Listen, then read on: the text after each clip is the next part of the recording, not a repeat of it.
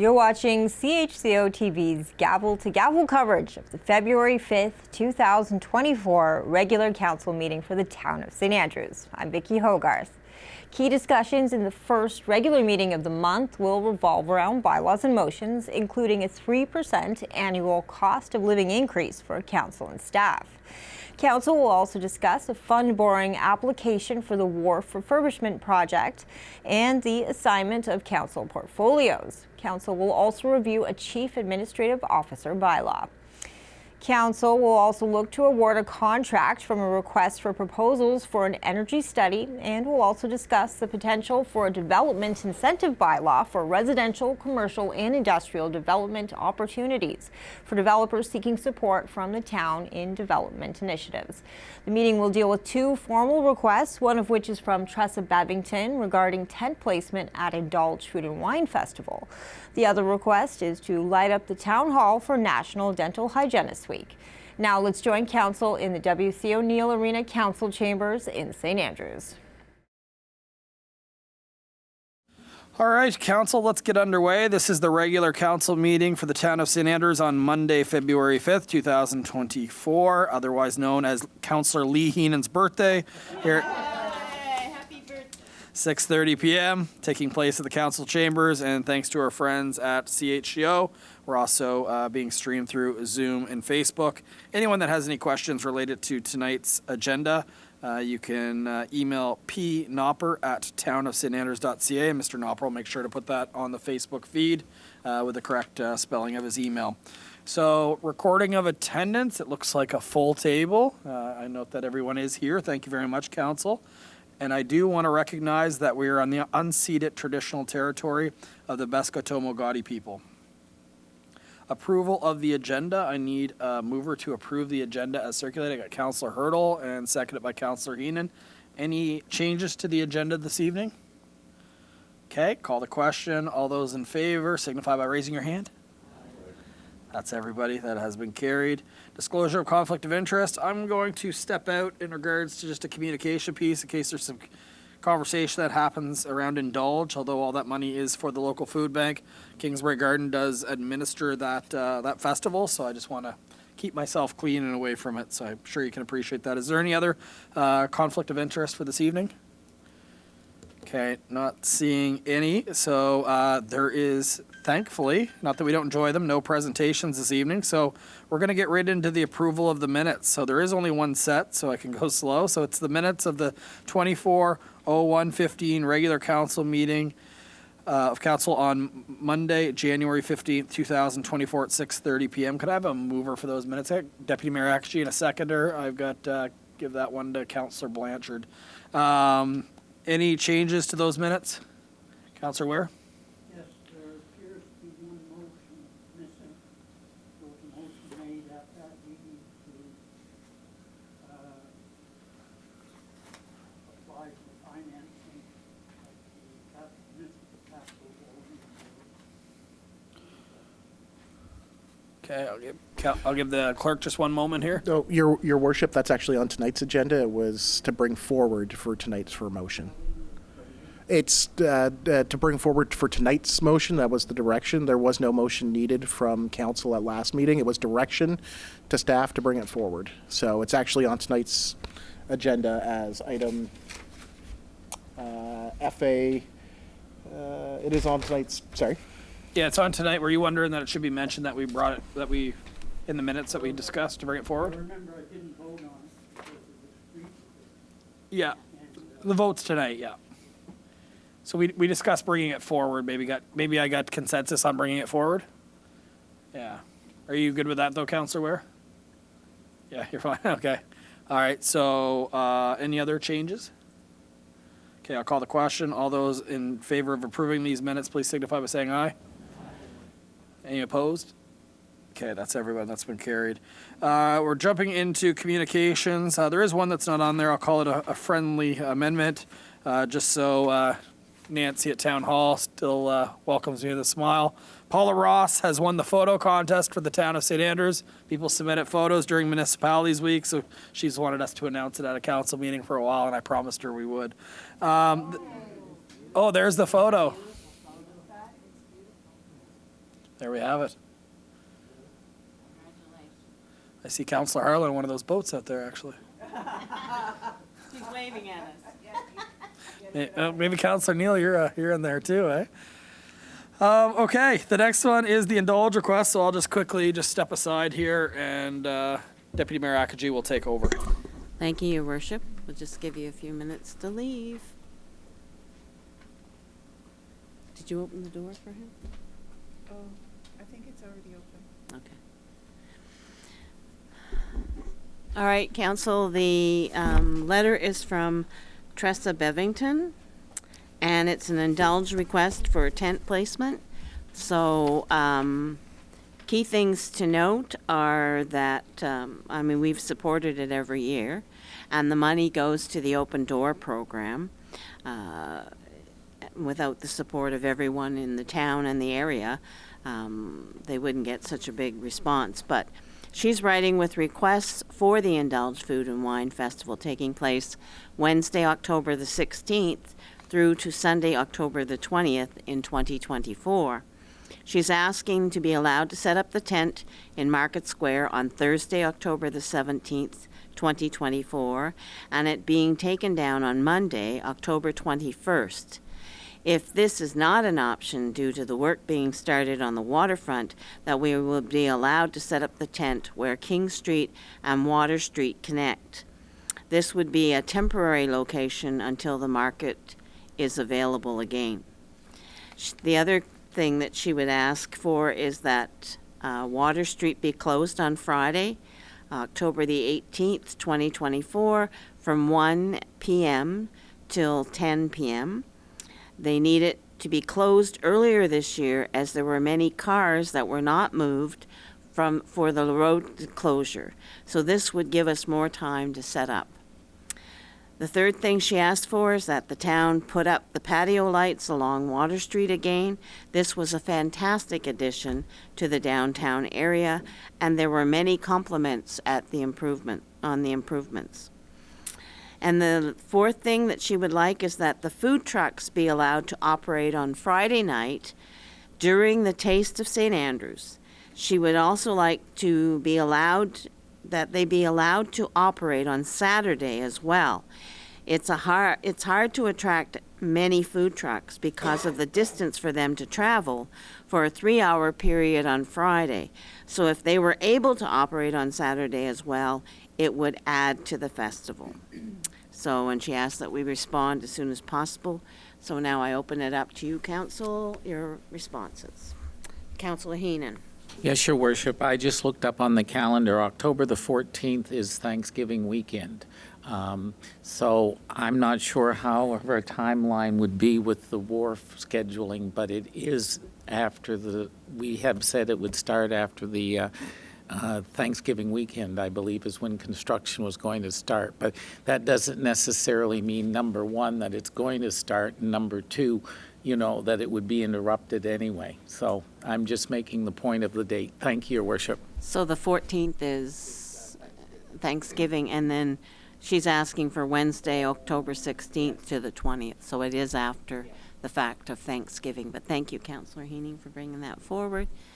Councillors, any other concerns? Councillor Harland. I don't have a concern. I just have a statement. I'm very supportive of the idea of extending this to make it a weekend event rather than just Friday night. I know that lots of people jockey to get the tickets for Taste of St. Andrews, but the idea that some of the food trucks would still be around to provide offerings on Saturday, I think is a wonderful addition. I think that's great, and I only think that it will bring more people into our town. So I think that's a great idea. Thank you, Councillor Harland. Anybody else? Okay. If I Mr. may, Knopper. Deputy Mayor. Sorry, you're right behind Councillor Knopper. Mr. Knopper, so I can't see you. No, that's all right. I know, and thank you. There, only a couple of points. One is that where they want to set up the tent on the street, it could restrict the parking for the handicap parking for the drugstore. So there might be some people who are a little concerned about that. And if you will, what staff would like to do is maybe reach out to the 2 or 3 businesses along there and maybe bring this to a motion either the next meeting or early March, once we've kind of gotten input from the handful of businesses right on that corner. Thank you, Mr. Spear. The other thing is whether or not the construction will start on the wharf, correct? So that might cause a bit of a conflict as well. Well, So, if it hasn't started, great, but my adage is if we start the wharf project early, it means it'll be done early. So, but you're right, that's going to be an unknown probably till mid to late summer. until we get the right of proposal, right? Okay, council, any other things so that we're going to not vote on this tonight, correct? And we will find out whether or not we can have that corner. The staff is gonna talk to the businesses. So, Councillor Heenan.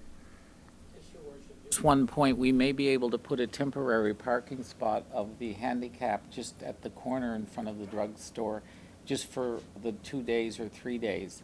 I'm not sure if a temporary one can be done, but I just don't see that as a real issue. Whether they go in the front door or the side door, it would still be the blue zone right at the first park lot by the drugstore. So I don't see that as an issue. I mean, it would probably have to be a motion, but I wouldn't see it as a big issue. Thank you. Thank you, Councillor Heenan. I don't see it as a big issue either, but it's just moving it, correct? We just have to announce it to the public. Any other concerns or any other responses? Okay, then we will wait for your decision, Mr. Spear and Mr. Knopper, and then we will make a decision at a later date. Thank you, Council, for allowing me to do this. And somebody go get the mayor, please.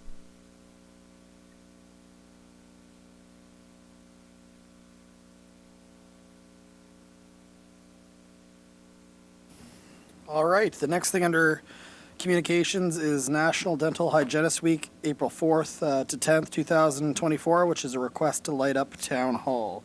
Just jump ahead. All right, I'll read the first 2 paragraphs. It was submitted from the Marketing Communication Coordinator, Brittany Saunders. She's with CDHA. It's to whom it may concern. We are writing to request that the municipal landmark, which in this case would be Town Hall in the community of St. Andrews, be lit in purple to celebrate National Dental Hygienist Week, NDHW, as part of the Canadian Dental Hygienist Association's National Put Your Purple On campaign. National Dental Hygienist Week is celebrated annually on April 4th to 10th, highlighting the importance of maintaining good oral health practices while helping Canadians to understand the vital role that dental hygienists play in the healthcare system. Our theme, Oral Health for Total Health, reminds us that taking care of our mouth, teeth, and gums positively impacts other aspects of our lives. So, Council, entire letter is enclosed there for you to read in full. I just want to get a consensus. Anyone have any concerns over that? Okay, I think that's good. We'll light it up purple. We have no concerns from Council. All right, let's jump into staff reports. Mr. Spear's online. I heard him speaking from the other room. Go ahead, Mr. Spear. Thank you, Worship. Council, although the community is relatively quiet throughout the winter, your local government is actively planning on implementing the projects and initiatives as authorized through the budget and directed by you. We appreciate the opportunity to update you on our activities. Regarding the council, late last week, a housing symposium was held with community members, council, and staff, meeting with the consultants from the Housing Hub to review what an apartment complex may look like behind the New Brunswick Community College.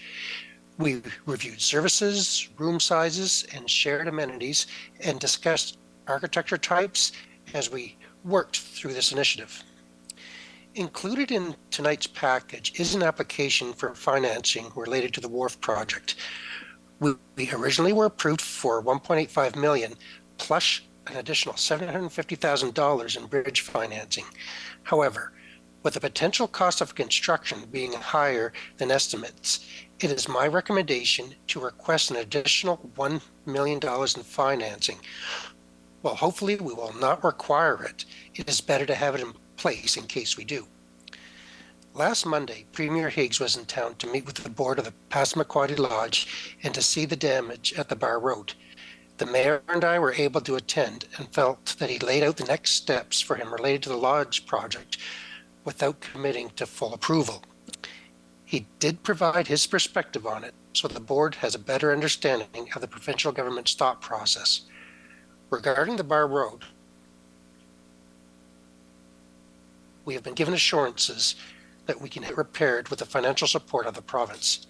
We will take that on as soon as the weather allows and to allow the Minister's Island season to proceed uninhibited. In cooperation with the planners, staff have brought forward a draft development incentive bylaw that could provide a formal framework for Council's financial commitment in specific developments while still leaving flexibility to invest more if you deem it worthwhile. There's also a section that encourages accessory dwelling units to infill on existing lots. Under administration, last fall, Council approved postponing the trail contract until this spring in hopes of better pricing. The Trail Committee is reviewing options again on February the 8th, so this Thursday. Originally, Council approved the new trails from Cemetery to Bar Roads and along Water Street near Langmaid Park. If this is still the preferred route, we can move to the final design and tender. Otherwise, we will circle back to you in late February. We are privileged to be chosen by the New Brunswick Lung Association and the Canadian Department of Health to take part in community-wide radon testing. They have incomplete data for this area and are using this opportunity to determine the need for remediation or further testing. They will be at the arena on Thursday, February the 8th from 3 to 8 p.m. with a seminar presentation from 5 to 6 p.m. There will be 400 kits available. If there happens to be any kits left over, we will bring them to Town Hall for further disbursement. The annual audit will be taking place in early March, which means the Assistant Treasurer and I will be getting well acquainted this month. The auditors usually present to Council in late April, early May before final acceptance. Beside the wharf, another big project ahead of us is to repair and paint the outside of the Charlotte County Courthouse. Staff have been meeting with a heritage consultant to review the project, but also need to review our current funding with both the provincial and the Government of Canada. Winter Warmer took place this weekend, or the weekend of January 26th, with several sold-out performances and special menus in some eateries. The recreation manager also added some youth-friendly events at the youth center, as well as the monthly glow skate at the arena. The event is growing in popularity and has become an important wintertime event for St. Andrews. The Planning Advisory Committee met twice in January, with one of the meetings solely focused on the proposed lobster facility on St. Andrews North Road in Shamcook.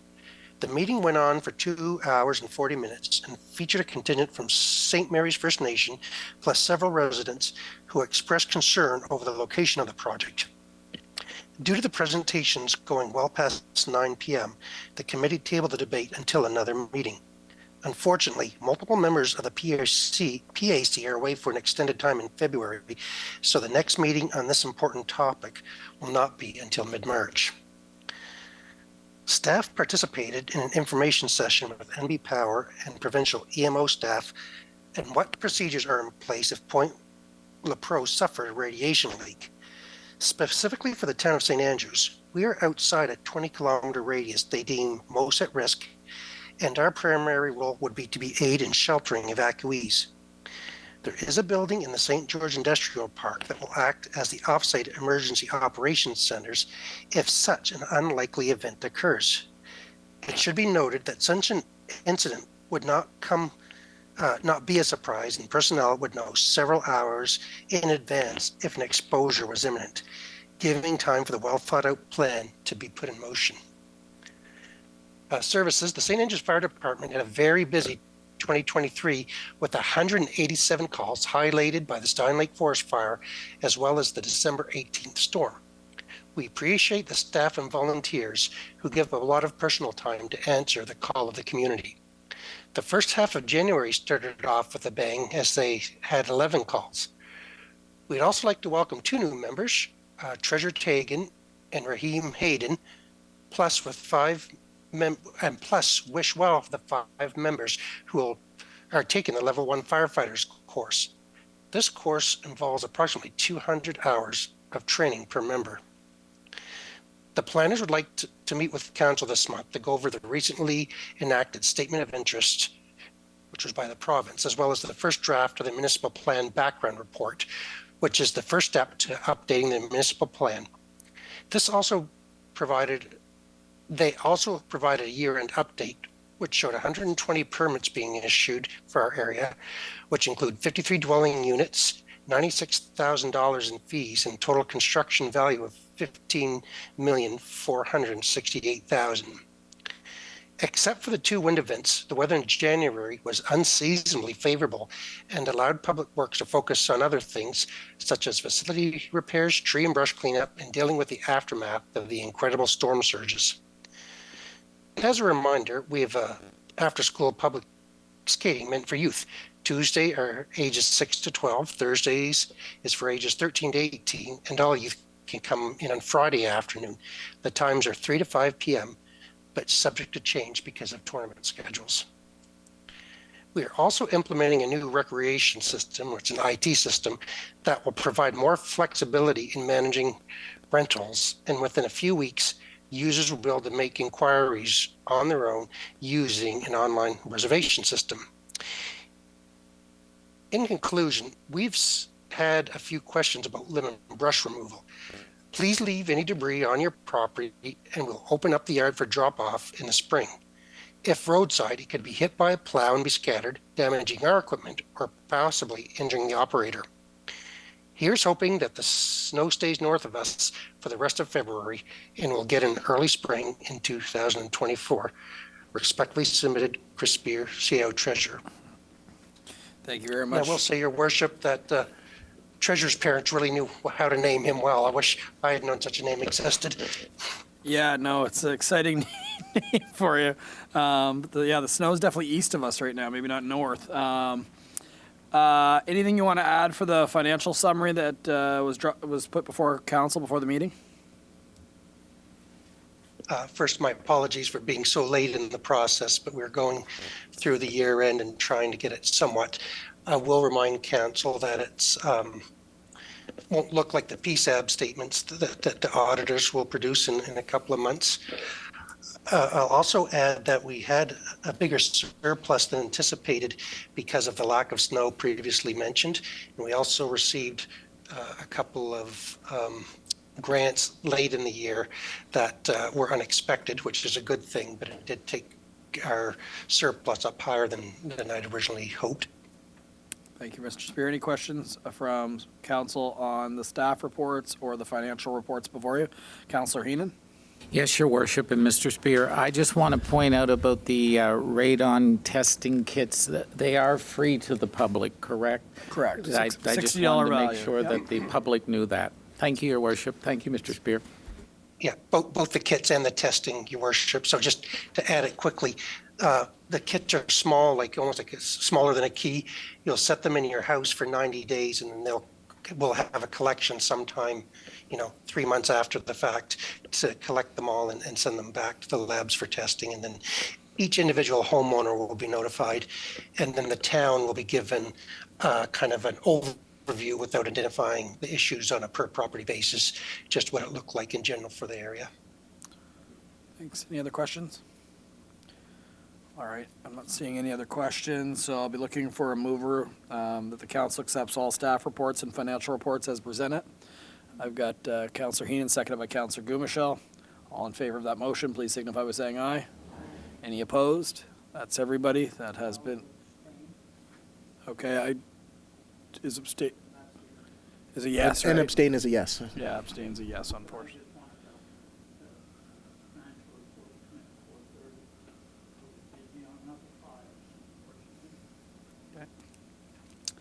All right, so council, we're getting into the introduction, consideration, and passing of bylaws. Your Worship, might I suggest we recommend do the planning report as we have Mr. Gopin online Okay, tonight? yeah, thank you. I've actually meant to do that. I saw him online. All right, so we're going to jump ahead at this point then. In essence, for Mr. Gopin, we're going to jump to planning and community development, which is Councillors Harland and Heenan. And it's a discussion on the draft bylaw for the economic development incentive. So let me just jump ahead here. And it says Councillor Harland at the top.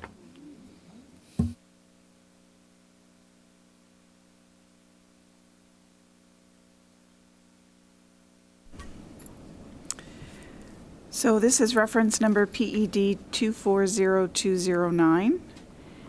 And the subject is discussion on draft bylaw economic development incentives. Background, the town of St. Andrews is looking to implement an economic development incentives bylaw for residential, commercial, and industrial development opportunities. The goal is to create a standardized process for supporting development initiatives in the community. Please see the attached staff report and draft bylaw for more details. Staff recommends hosting a public hearing of objections before moving to the first reading. And the motion is that the Council of the Town of St. Andrews sets the date of Monday, March the 4th, 2024 at 6:30 p.m. at the W.C. O'Neill Arena Complex Council Chambers for a public hearing of objections to the proposed draft bylaw number 24-02, Economic Development Incentives in the Town of St. Andrews. And I so move. Thank you. A seconder, and then we'll discuss it. I've got Councillor Heenan. Discussion open. Mr. Gopin's on the line. Councillor, would you like just a quick run through by Mr. Gopin, because we haven't really discussed it? Councillor Blanchard.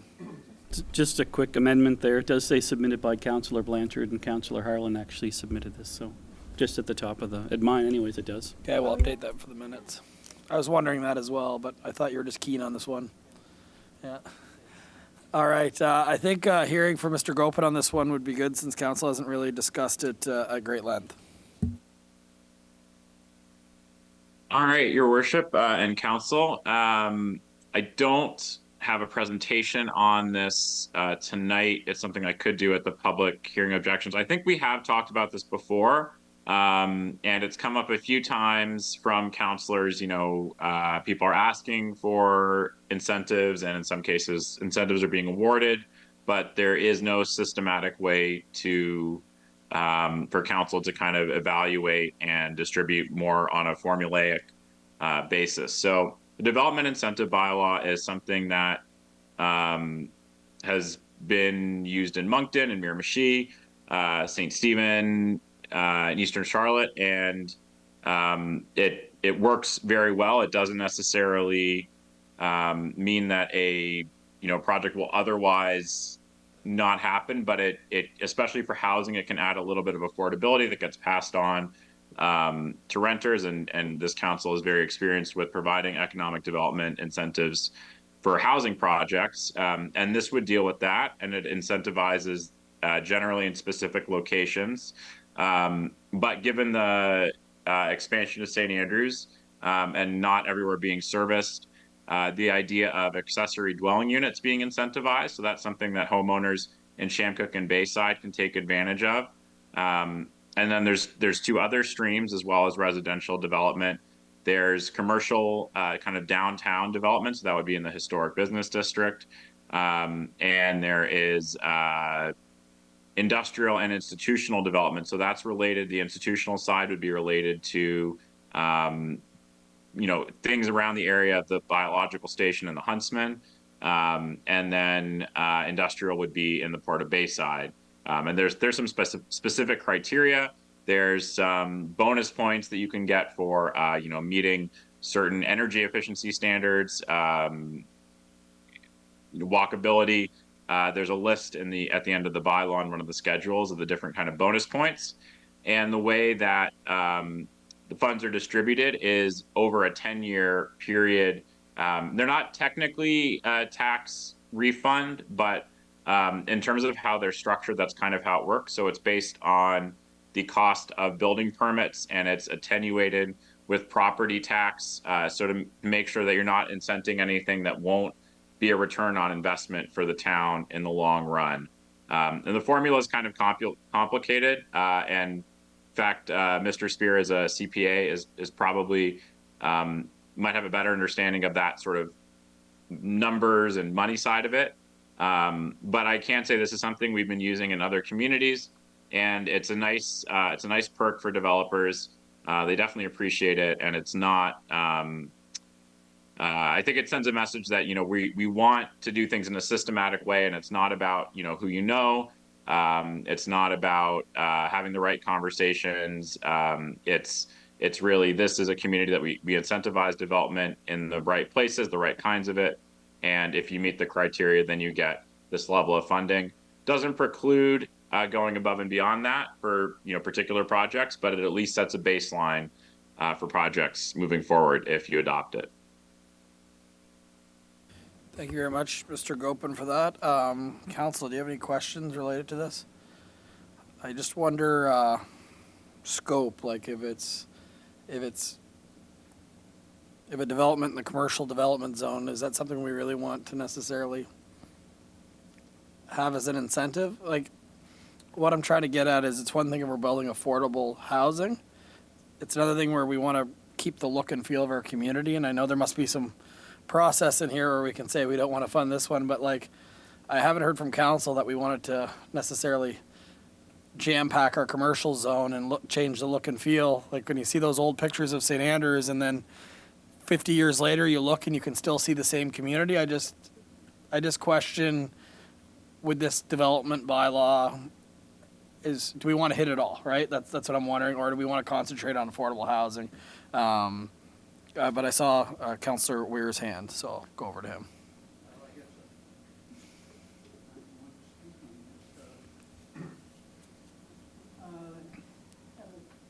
Your Worship, could Councillor Weir turn on his microphone? I had some confusion going through it in that it appears the developer must have a building permit and the zoning must be in place before they can make the application. So they're pretty well committed at that point, I would think. It also appears as though there's no deadline other than 1 year after completion of the construction. So I guess the point I'm making with that, that's not an incentive program, that's a bonus program. There's no incentive if you've got to do the whole project. And then you might get some money at the end. That's a bonus. That's not an incentive. I draw a big line between the two. As far as the comments on the Port of Bayside, I notice on our website, and it's in here again, it's not the Port of Bayside, it's the Champlain Industrial Park. And Champlain Industrial Park takes in all the industrial land that is located in that area. Port of Bayside is just one of the businesses operating within the industrial park. There's Skretting, there's Lineage, there's Carver Materials. It's all kinds of companies operating within the industrial park. Connors Brothers the old Connors Brothers warehouses up at the top of the hill.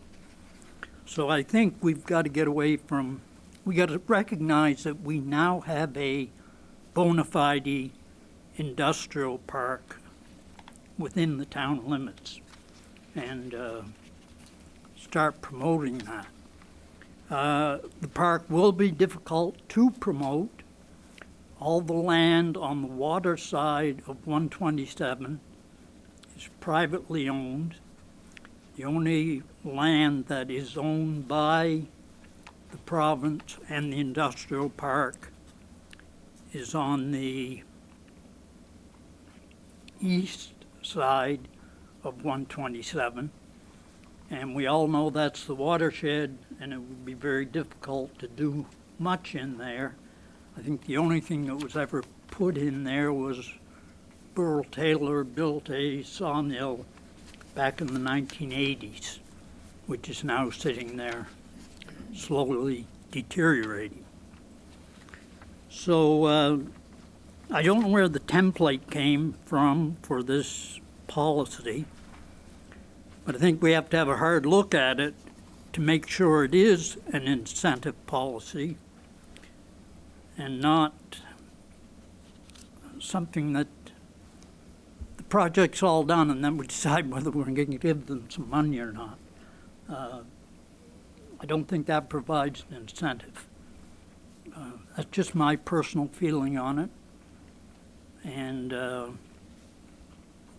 in looking at it, about the only thing in this policy that applies to Shamcook in particular is the building on the additional suite to rent, and the only thing that applies to Bayside is the industrial park, which has been there anyway. So, and there's not much probability of development there, since Lineage owns in excess of 50 acres of land. So I thought I saw somewhere that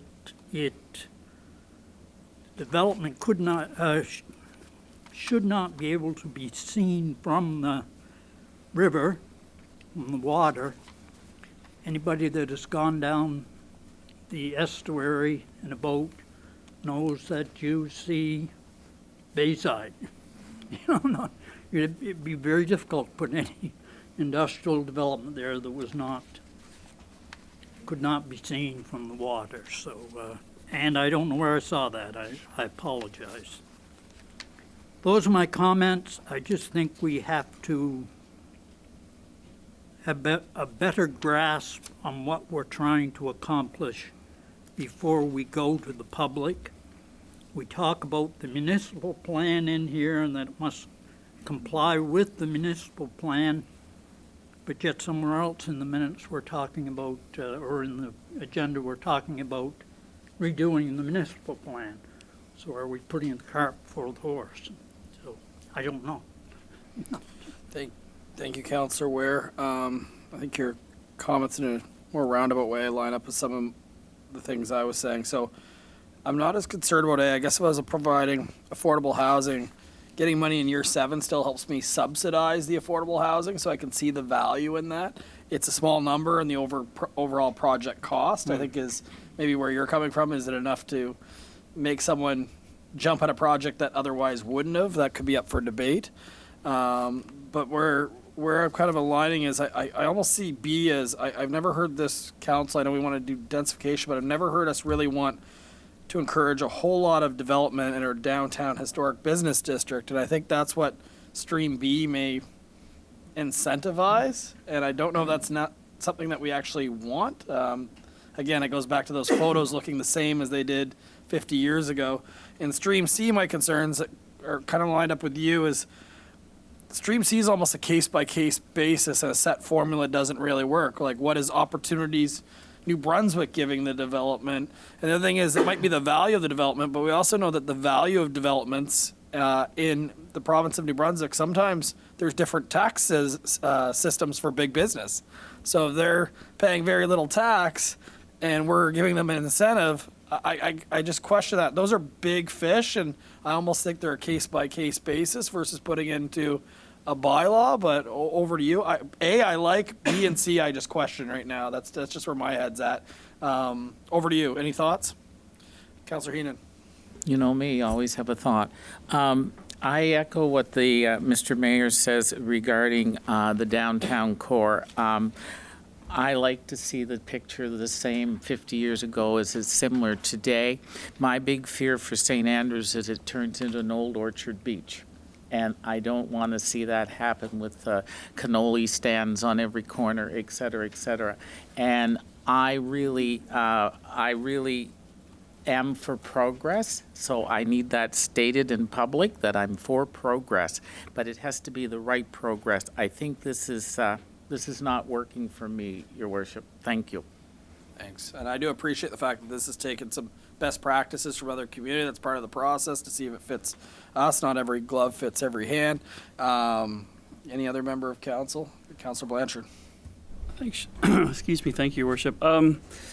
Just to your point, I know in the past we have been sort of focused on housing. That's where I think this council has been in terms of trying to incentivize affordable housing.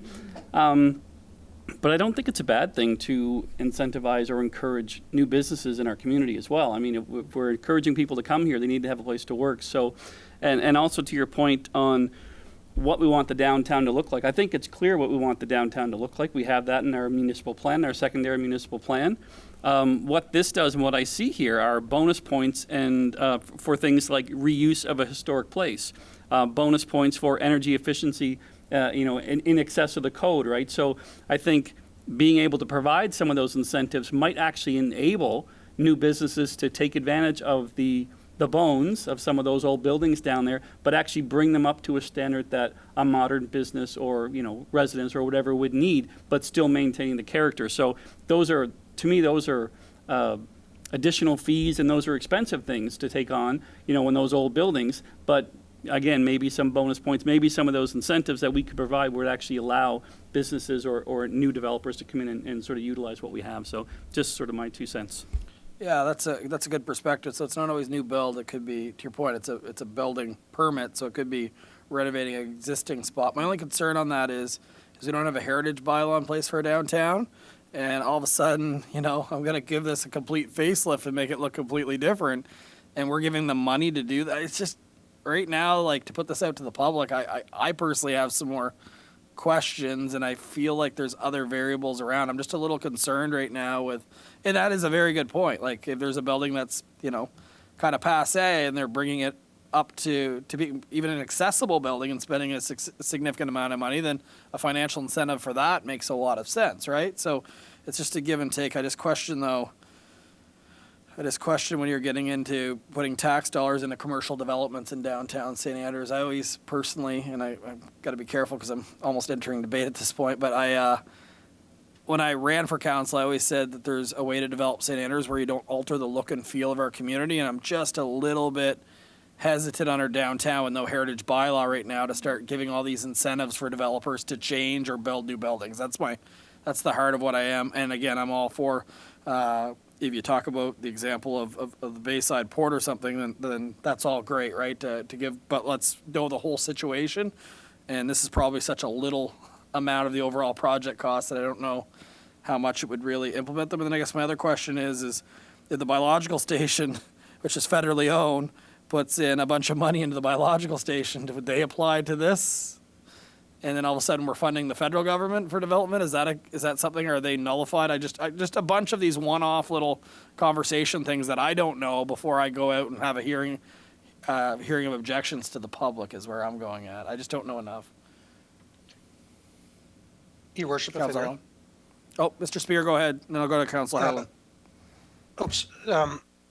Maybe it's best to go to a workshop before proceeding with this. I do have answers for all your things, but I don't know if we want to necessarily go back and forth tonight. So until everyone feels more comfortable, we've talked about this bylaw for a while, so I want to get it moving forward because we still have more developments. From my standpoint, what Councillor Blanchard said is right, is that this is just kind of, I don't use the word secondary bylaw, but it's the municipal plan, the building permits, the heritage bylaw, if it comes to fruition, the secondary municipal plan all take precedence over this. And so, it's not like if we pass this in May that we're going to have a front street full of whatever, fast food outlets or anything, that everything's still under the control of council. But instead of going back and forth, why don't we workshop this, I don't know, maybe in March, because our February meeting next week is fairly full. But I think it's still worth discussing because, again, we're trying to set up a framework instead of having these one-on-ones and trying to figure out what's fair, so to speak, that we just have something there and says, this is what's fair. Now, as a developer, whether it's commercial or residential, you got to work within this, is why we were kind of hoping to move this forward at some point. Councillor Harlan? I think that's a good suggestion, by the way. Yeah, and I was going in the same direction. I guess for me, to Councillor Weir's point, I do wonder if it's a bit of putting the cart before the horse. It doesn't mean that we can't workshop it and understand it better, but until we take a look at what potentially a historic bylaw might be, and until we have an opportunity to do some work around our new municipal plan, our new integrated municipal plans, it's hard to understand where this fits. So I don't think we have to stop the process, but I would think that workshopping it might be a better solution than taking it to the public for a public hearing of objections. Okay, so what I'm hearing is maybe a motion to table. You are, yep. So, yeah. So I got Heenan to table, seconded by Councillor Bennett. Any discussion on the table? It's important to note we do appreciate this being brought forward, as it is important to have a consistent, I guess you could say, incentive tool or development tool that Absolutely. all people that are interested in developing in our town can see. It's good to have the standard. So anyone else for the tabling? Any other questions or comments? Okay, all in favor of tabling, please signify by saying aye. Aye, Your That's Worship. everybody. This one has been tabled. Thank you very much. Appreciate it, Mr. Gopin and Mr. Spear, for helping us get through that one. We'll be back to you. Okay, we're now going back to Finance Administration with Deputy Mayor. Actually, I think it was just the one under that one, right? Yeah. Thank you, Your Worship and Council. FA 240207. And it's CPI staff and council wage adjustments for 2024.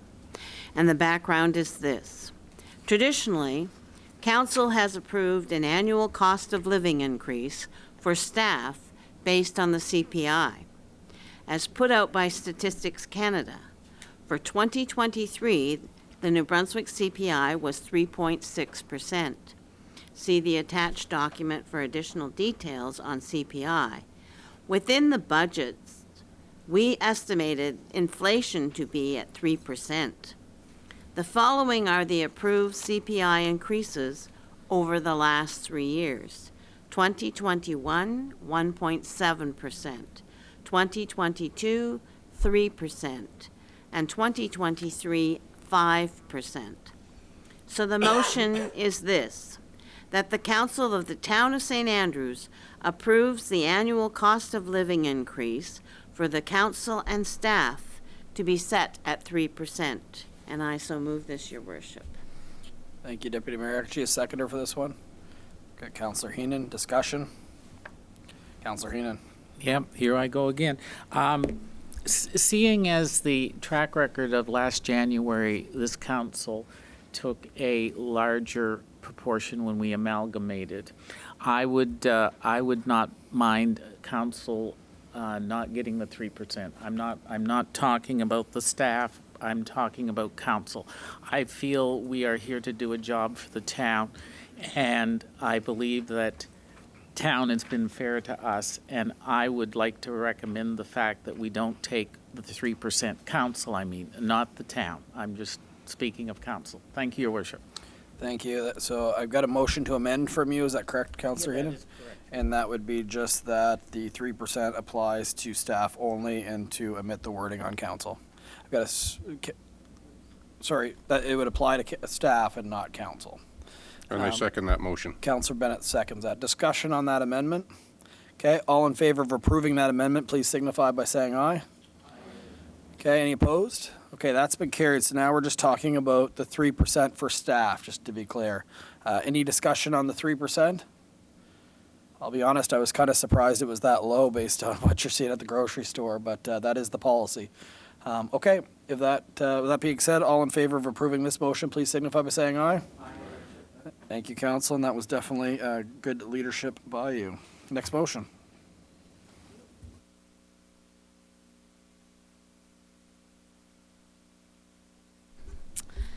FA 240208. And it's the Wharf Refurbishment Project, Municipal Capital Borrowing Board applications. And the background is this.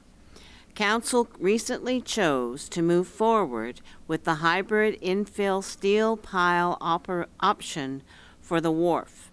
This was the favored option of the community, but also the most expensive. It is staff's recommendation to request extra borrowing capacity from the Municipal Capital Borrowing Board in the event that costs are higher than originally projected.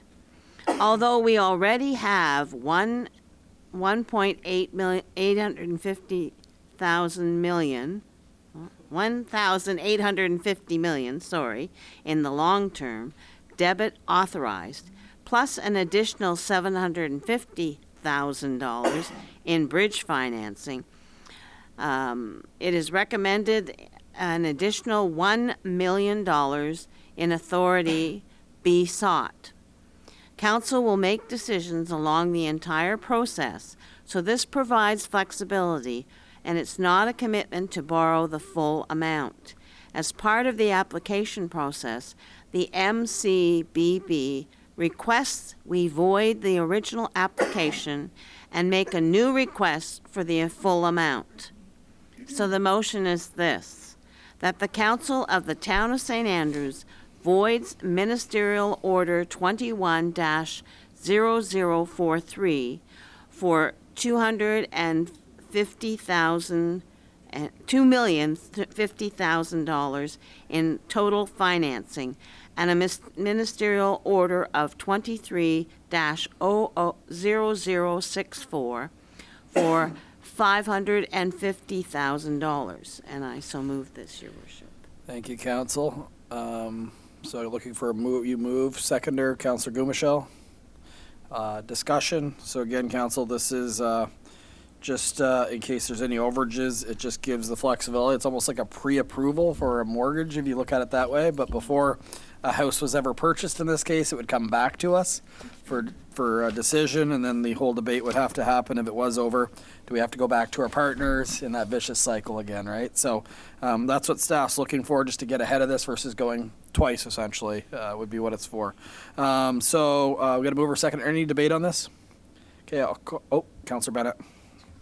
Thank you, Your Worship. The first question I have for staff is the canceling of Ministerial Order 21-0043 for the $2,050,000. Was that secured at a lower interest rate, and the new request that we're going to have, is that going to be at a higher interest rate? Can you answer that one, please? Thank you. Yeah, so when we get approval to borrow, it doesn't actually secure any interest rates. It just gives us borrowing, and we don't go to debentures until a later date. And so, there's no set debenture rate until we actually make financing, which happens at the end of the project. Thank you. The other kind of point that I have I'd like to discuss is we just spent a lengthy amount of time engaging the community and discussing that the wharf was going to be, with the expensive option, was going to be a $2 million project. I do believe it's very fiscally responsible to seek additional funding, especially with the greater than not chances that it's going to go over budget. But I do believe that it's something that the town should advertise, that we were asking for $2 million, or the town's commitment would have been $2 million for this commitment, and now it's likely to be a whole lot higher. I think that's something, because we spent so much time with the community telling them it was going to be a $2 million buy-in for the wharf. Now we're saying it's going to be $3 million. I think that's something that we need to go back to the town and really publicize that that's where the numbers are looking like they're going to land. Thank you. Just on that point, I think if it does come in more, we'd have to go through the process of having that discussion and debate and public engagement. I don't think it'd be to the level it was, but we have to have some type of public meeting where the public, if they want to come here and provide some type of comment, that they have the opportunity. But right now, there's no obligation that the town is actually. It's very possible. Someone reached out to me to put in basically wanted to get the information on putting out the tender. So there is multiple companies that are interested. So maybe it does come back within the budget. But I think our concern is these engineering assessments are a year old, and when we go out to tender right now, we see our engineering assessments.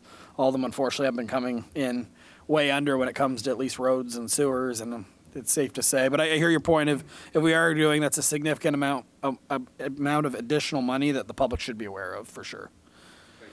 Councillor Heenan. Yes, Your Worship. I do believe that we are making it clear to the public by having this meeting and telling the details of why we are borrowing the extra money. However, we have, this has been a 6-year stint. We don't want to tie up any more time. As Mr. Mayor said, that if we have to borrow the additional monies, then it will have to come to the town. But at this point, we should just, it's like having a personal line of credit. And I think that that's important because it means that we don't have to stall any longer. Thank you, Your Worship. Thank you very much, Councillor Ian. Any other member of council? Councillor Ware. I'll make a comment on it. I understand where everyone's coming from. I do feel bad that we did put on 3 very successful community engagement meetings, and then barely a month later we passed this motion, and it I think as a council it makes us look as though, you know, we're presenting all these numbers and suddenly another $1 million pops up. However, if passing this motion, it is done on the condition that it will come back to council before it is applied for, then, or not applied for, I guess it's applied for and we do the drawdown on it, pre-approved mortgage, then I don't have a problem with doing it. But I think from a public perception, we're probably going to get some negative feedback on it, so. Yep. So just to be clear on process, staff couldn't award this tender without it coming back to council. So, and a right that council does have at that time is not to award it at all. If it came in way over budget, we don't have to award it. We could just say it's outside of the financial scope of the town. Any other questions on that or comments? All right, I'll call the question. All in favor of approving this motion, please signify by saying aye. That's everybody that has been carried. Next one. Thank you, Your Worship. The second motion is the municipality of the town of St. Andrews submits to the Municipal Capital Borrowing Board an application for the authorization to borrow money in an amount not to exceed $3,600,000 for capital expenses for the following. And the purpose of the general fund will be this: environmental development, Market Wharf refurbishment, and the amount is $2,850,000, and the term is for 25 years. And the second part is the Market Wharf refurbishment interim funding of $750,000, and that's over a term of 3 years. Total general fund, $3,600,000, and I so move this, Your Worship. This one goes hand in hand. Councillor Gumashall has seconded it. Conversation on this one. Very similar to the first, I'm sure, for discussion, obviously. All right, I'll call the question. All in favor of this motion, please signify by saying aye. Aye. That's everybody that's been carried. Thank you very much. I think you've got another one, yeah. I've got another one. I've got a whole bunch tonight. Actually, more than another one. Mm-hmm. FA 240210, and it's the assignment of council portfolios as per bylaw number 23-06, procedural bylaw. So the background is this: with the recent passing of bylaw number 23-06, a procedural bylaw for the organization and operation of the Council of the Town of St. Andrews, Council established new portfolios. As such, councillors need to be formally assigned to the portfolios. The new portfolios include Finance Administration, Public Works and Public Safety, Economic Development, Business and Culture, Recreation and Environment, and Planning and Community Development. So the motion is this: that the Council of St. Andrews approves the following councillors to the portfolios. 1, Finance and Administration, Deputy Mayor Akaji. 2, Public Works and Public Safety, Councilors Mark Bennett and Steve Neal. 3, Economic Development, Business and Culture, Councilors Jamie Hurdle and Darrell Weir. 4, Recreation and Environment, Councilors Kurt Gomichelle and Mark Blanchard. And 5, Planning and Community Development, Councilors Annette Harland and Lee Heenan. And I so move this, Your Worship. And again, I'll be looking for the seconder, Councillor Neal. Discussion on this one? All in favor of approving this motion, please signify by saying aye. Aye. Any opposed? That's none. That has been carried. Continue, Deputy Mayor. Thank you, Your Worship. FA 240211. Bylaw number 24-01, Chief Administration Officer Bylaw, first and second reading. With local government reform that took place in 2023, the Local Governance Act, Section 81, provides the Chief Administrative Officer with the powers and duties that Council prescribes by bylaw or resolution. Each municipality is encouraged to create a Chief Administrative Officer bylaw reflective of their community. Provided with this report is a draft copy of the bylaw, number 24-01, Chief Administrative Officer bylaw for the town of St. Andrews. The bylaw outlines this: authority under the Act, definitions, appointment of the CAO, relationship between the council, the CAO, officers and employees of the town, roles and responsibilities, performance evaluation, and enactment of the bylaw. As this bylaw is an administrative bylaw that is defined by the council under the bylaw number 23-06, procedural bylaw, it is recommended that a public comment meeting is not needed. If council is satisfied with the bylaw as written, council can then move to the first and second readings. So here's the motion: that the council of the town of St. Andrews grants leave for first reading, to bylaw number 24-01, Chief Administrative Officer bylaw. And I so move this, Your Worship. We get a seconder for first reading, Councillor Heenan. Discussion on this one? Looks pretty standard. It looks like just a template that's taken more or less from the job description and probably what's written through the province. So through you, Your Worship, we did have a HR policy that actually outlined the CAO and the clerk's positions. The majority of this was taken from that and formalized into a bylaw. Very similar language for sure. Thank you. Any other discussion on that? Okay, call the question. Who would like to see me go to first readings? Raise your hand by saying aye. Aye. Anyone opposed? Oh, you're rewarded. You're going to see first reading. This is bylaw number 24-01, the powers and duties of the Chief Administrative Officer for the town of St. Andrews. I will read it by title. 1 is authority, 2 is definitions, 3 is appointments, 4 is relationship between the council, the Chief Administrative Officers, and employees of the town. 5 is roles and responsibilities. Pages are sticking together. 6 is performance evaluation, which is coming up around the corner. And 7 is enactment. This was read the first time, the 5th day of February 2024. Let's do it again for fun.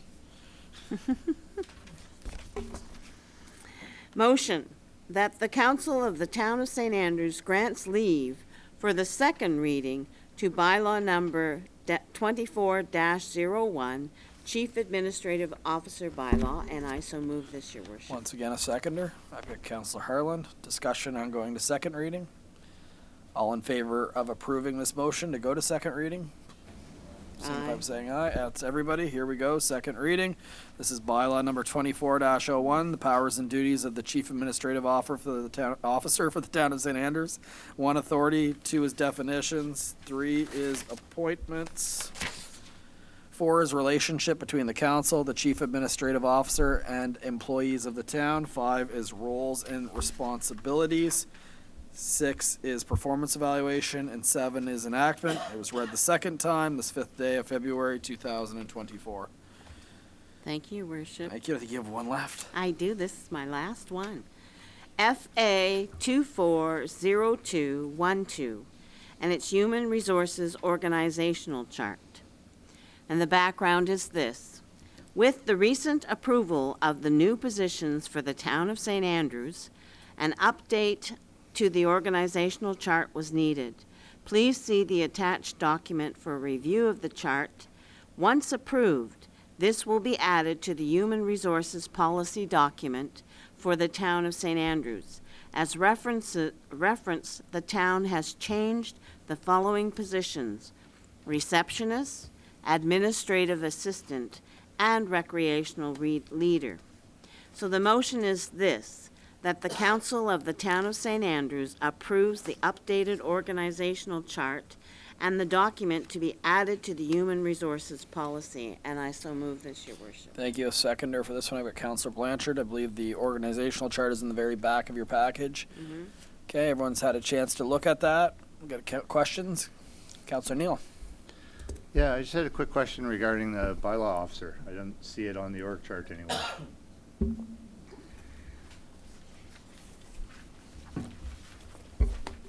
Thank you, Tom. Your print.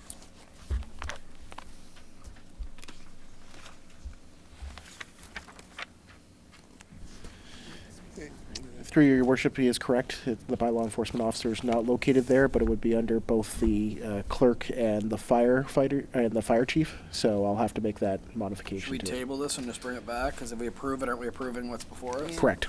All right, I'll be looking with Councillor Neal's observation. He either has good glasses or good Zoom.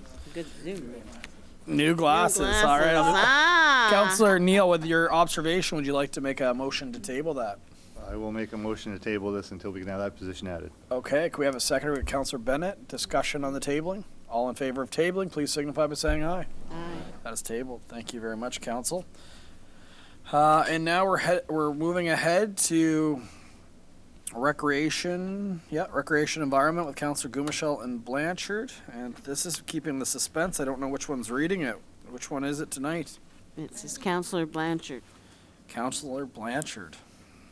All right, thank you, Your Worship. So this is reference number RCS 240213, request for proposal energy study award. So the town of St. Andrews has received funding from the Federation of Canadian Municipalities in the province of New Brunswick to conduct an energy study that will develop plans to reach net zero for the top 5 energy producing and greenhouse gas emitting facilities. The facilities to be included in the project are W.C. O'Neill Arena Complex, the water treatment plant, wastewater treatment plant, Ross Memorial Library, and Town Hall. The town issued an RFP in late fall of 2024 and received 6 submissions. N-Globe for $136,000, HST not included. CBCL, $96,400, HST not included.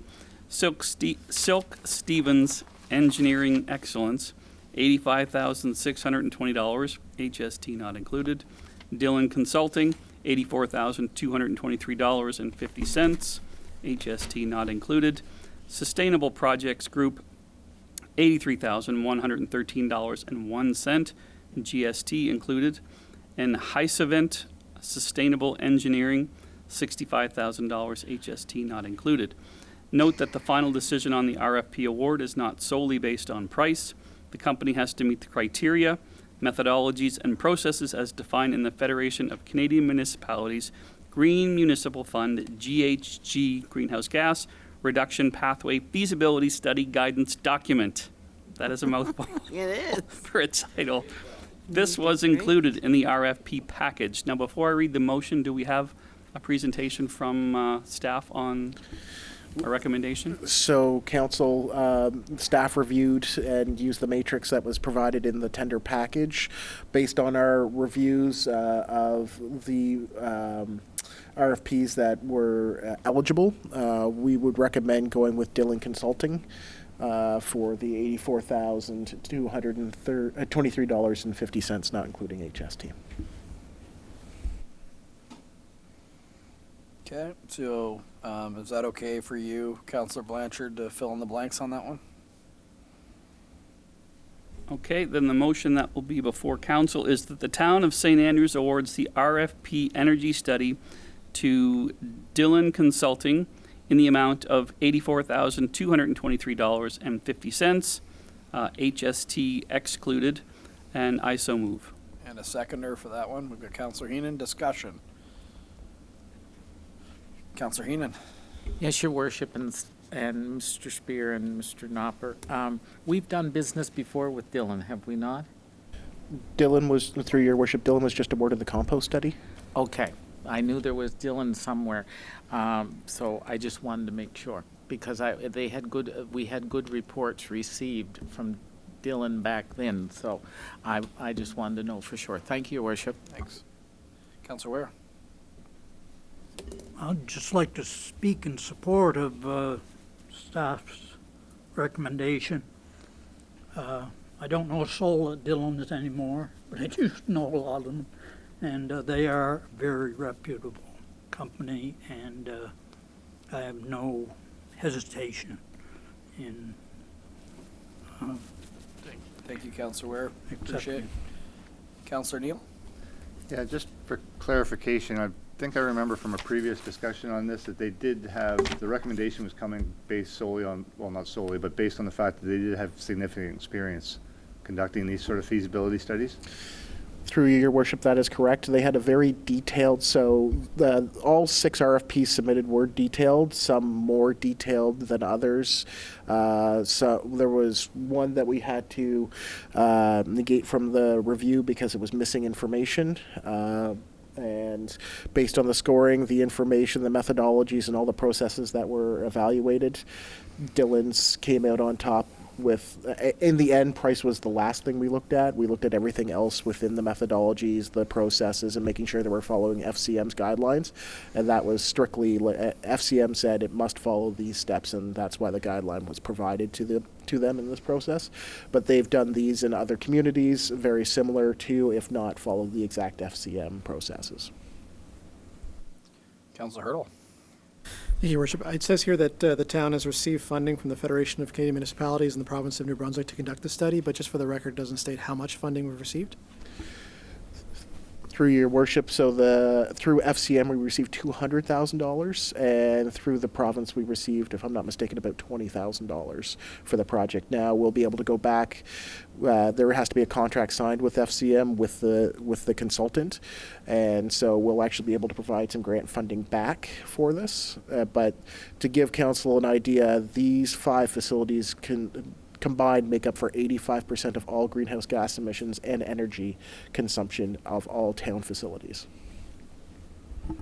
Sounds like it will help us align to the target that we set for ourselves on reduction, right? So, anyone else? All right. All in favor of awarding this RFP energy study, please signify by saying aye to Dillon Construction. That's everybody. That has been done. All right, we are nothing under new business. Question period. Is there any questions online, Mr. Knopper? We ask them to raise their hand, then we'll come back to them. Does that make sense? There's nobody online, and I've received nothing through email. Perfect, thank you. Anyone in the audience have any questions this evening? Yeah, come on up to the mic so people at home can hear you, as well as Mr. Spear that's on the screen.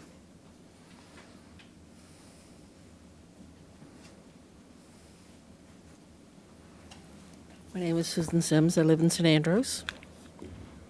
My question is about the wharf project that was originally $2.5 million or so, and then $1 million was recommended to be put in reserve for it. I want to know how that amount was arrived at, if that's standard practice. And if we do that for every project, expecting it to go over by in the vicinity of 50%, or what the rationale was behind that. Yes, thank you for the question. The concern that staff had expressed to council was a lot of the engineering assessments we have got over the last year have come off significantly higher There's a number of projects we actually canceled in the last budget cycle because the engineering assessment was a lot less than what the actual tenders came back at. So staff's recommendation would be to get pre-approved at a higher amount. Myself, before we ever went to that higher amount, I think we have to have a lot bigger conversation. In particular, if we were to pay the extra whole percent, I'd wonder if it wouldn't make more sense to go back to the other levels of government, the other funding partners, to contribute their percentage, because the town of St. Andrews, with this project, basically putting forward 27% of the project.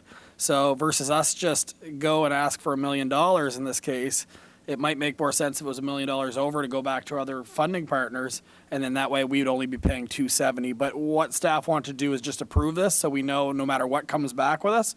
Hopefully, in an ideal world, this project comes back under budget.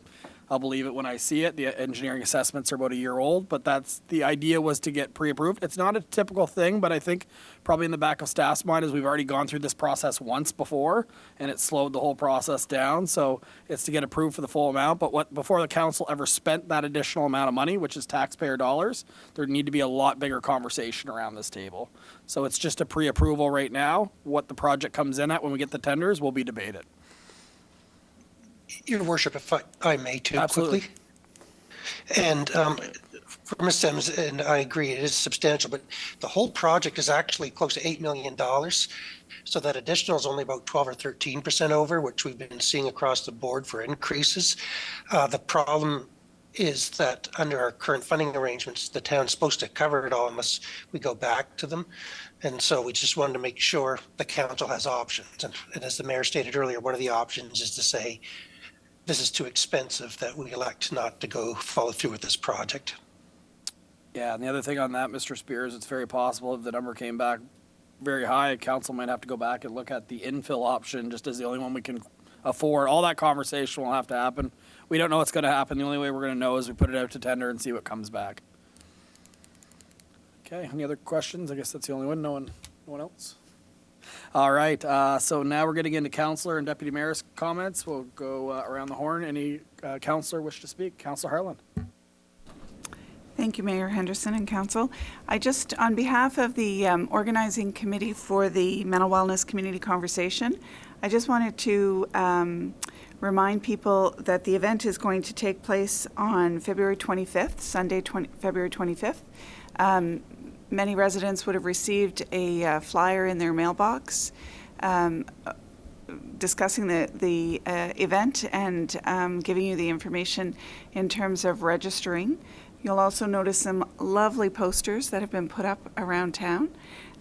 So we really encourage people, this is about how can we as a community become the most supportive, inclusive, healthy community.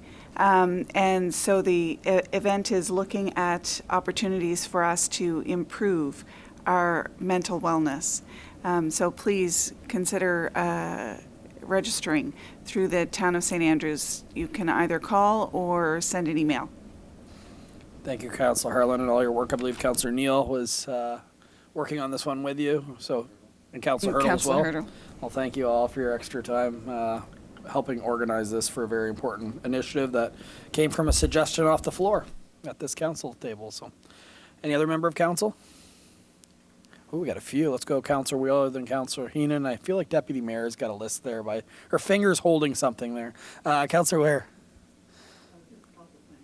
Number one, we've been talking about getting community engagement from the outlying areas. I hope all of you were online on Thursday past and watching the community engagement in CHCO. Very proud to be a member of one of two wards, because they came there, they were well prepared, spoke very well, and made good presentations. And it shows that these citizens are engaged, they're just not interested in a lot of things that are happening here in town. And that's excellent. And people around them. Councillor Weir, can you please put on your microphone? I Thank you. apologize. But when it comes to things that do affect them and the people that live around them, their friends and neighbors, they will become fully engaged. Two-way street. We're going to have to engage with them a little better also. The second thing is completely,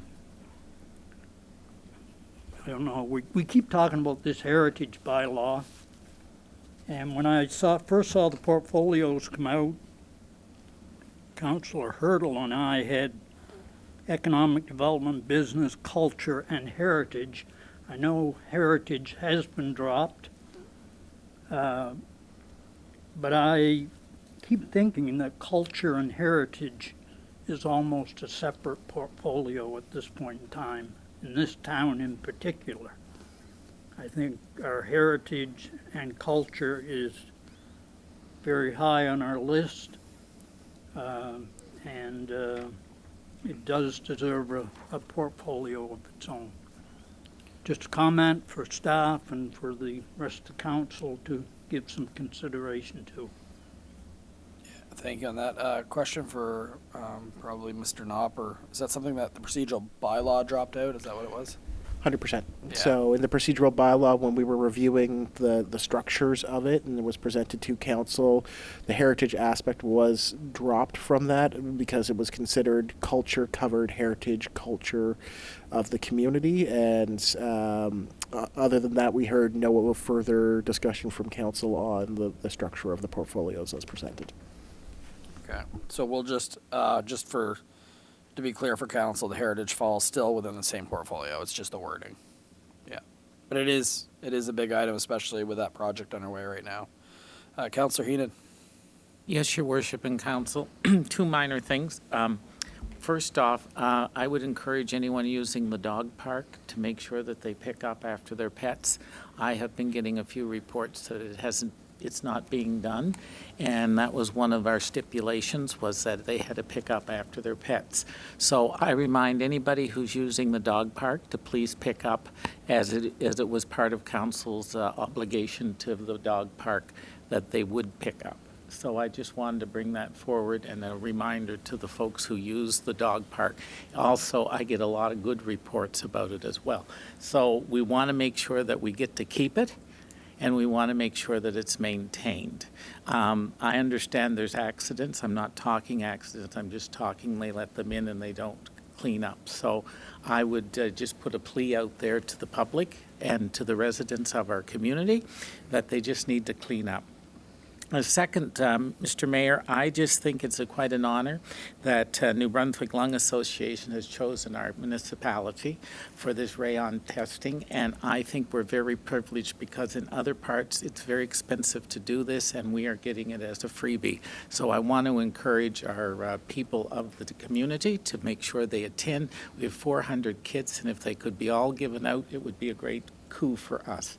Thank you. Thank you very much. And just to add on that, Councillor Heenan, that those are available for businesses as well. If you have a business building, you can put it there as well. So it doesn't just have to be your home. And I'm excited to actually get a baseline for the community, obviously. It can lead to cancer, lung cancer in particular, to have a baseline when knowing so many people in our community. I know other communities as well have been impacted by cancer. I think if there's something we could do to have a little bit more education around impacts of our environment, the better off we are. So, anyone else? I know you're going to go. I'm just making sure. Your Worship, just on Councillor Heenan's note about the dog park does have benches, garbage cans, and dog bags. They're all available in both the small and large parks, so if you don't have your own bags, we supply them as well. Pretty soon cameras, if that continues, right? So at least game cameras. All right, we'll go to Deputy Mayor. Thank you, Worship. Three things I have, and one is to congratulate Paula. I know you mentioned it. Just congratulations, what a beautiful photo it was. And again, to thank Debbie Lord for all her volunteer work, because she got the Volunteer of the Year award from Big Brothers and Big Sisters. So congratulations, Debbie. Very proud of you. And the last thing is drumming.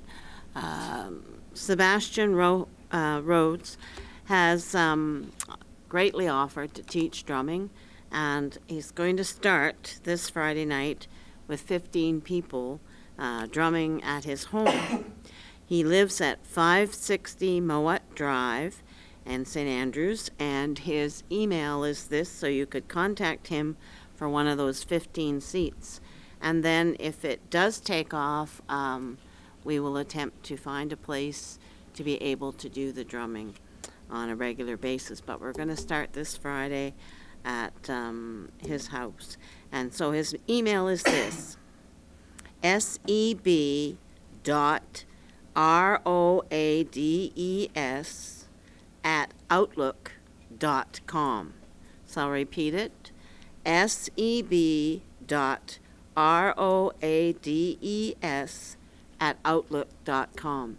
And I'd like to thank Sebastian for coming forward to do this. You can bring your own drum. He has several drums that he will instruct us with, but he's excellent in his drumming, so I'm looking forward to the workshop and having more workshops. And later on down the road, we're trying to work out a rattle workshop and maybe do a few more drums. I'm getting a lot of calls about finishing the drums. I thought I was finished with 75, but I guess it's not enough, and there are people that still want them. So we are going to look into that when the weather is warmer. I'm not doing it in the cold. Thank you very much, and thank you, Your Worship. All right, and for myself, I've just got something short but important. I've met with over 2 different meetings with ward councillors just to discuss taxation in our community. So a lot of people have got their assessments. Assessments are done by the province of New Brunswick, essentially. There's no surprise that people are shocked at their assessment value that is coming in. I can just speak to myself. I know over the last 3 years, my assessment has gone up 50% in this community, and I think it's shared across a lot of different people. There is basically a spike bumper protector, which means that it can only increase about 10% per year. But in my case, it means the next 3 years I can expect 10% increases.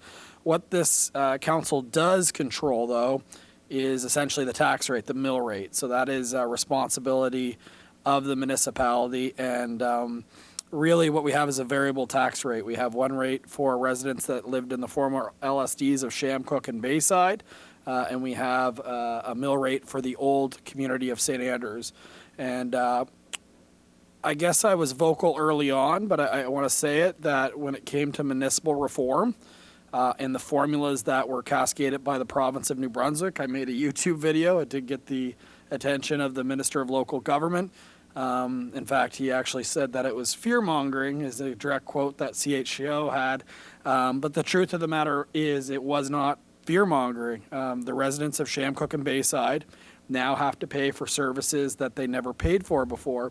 And despite how overall they still have less services, even the ones they're paying for that they used to get for free, even paying for the services that they pay for now, it's less than the services that the resident of the town of St. Andrews pays for.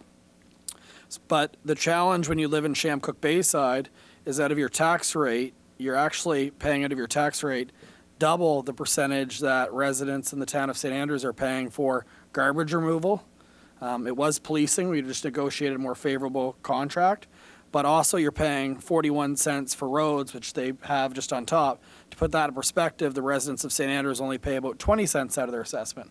So what I'm getting at is residents of Shamcook and Bayside are seeing an increase. So this, again, was something that YouTube video I made months and months ago, actually years ago, I guess I could say now, a couple of years ago, was going to happen. All of the projections from the province of New Brunswick. So I feel for the residents of Shamcook Bayside. Their assessment has gone up and their mill rates have gone up. It's a significant tax increase. And why I'm making the awareness of this is because I'll be looking, after talking to the councillors of Shamcook Bayside, for councillors' support to try to help the municipality educate people on what is exactly happening. I know that we were one of the very few municipalities that were vocal during the process, if not the only one. I hate to say it, there wasn't a whole lot of talk out there.